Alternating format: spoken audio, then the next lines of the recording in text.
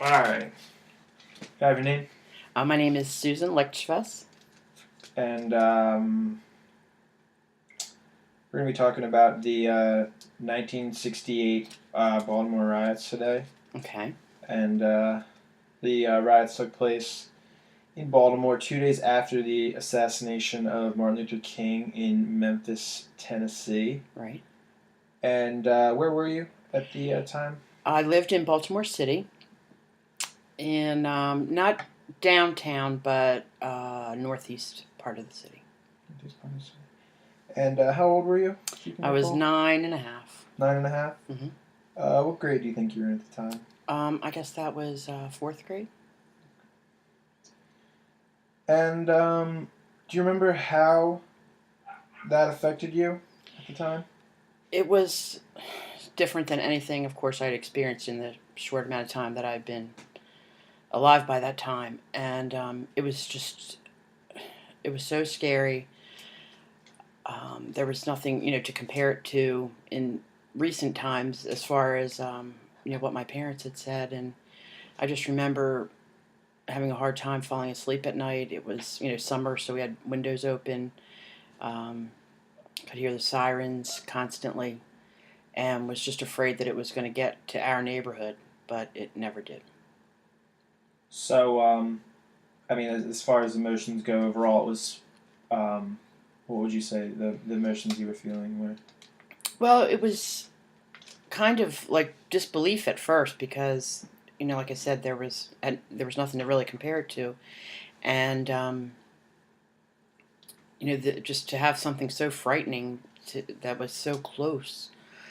I really didn't know at first why it was happening. I had heard about Martin Luther King being assassinated, but I wasn't able to connect why that would mean that people would be doing these things and being violent and destructive. And I'm sure that it really didn't sink in until I was much older that, what the connection was. So it was more of a very difficult kind of a situation to be that young and not really understand what was going on. And I don't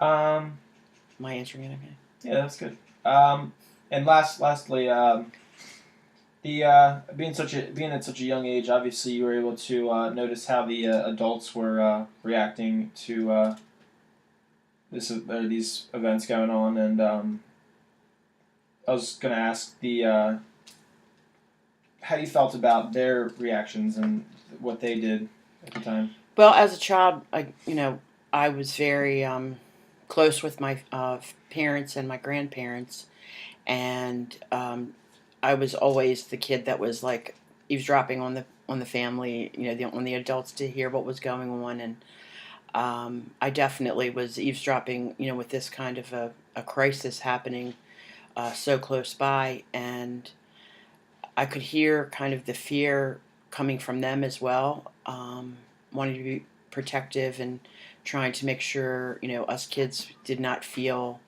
any kind of undue concern that they were going to be able to take care of us and protect us. Um, and they definitely were supportive of the people that were handling the terrible situation of the assassination in more appropriate ways. They were good Democrats, as they always said, and they felt very strongly about Martin Luther King, John F. Kennedy, and Robert Kennedy, and all the people that really understood that we were all people that should we were all humans. We all need to have respect for each other as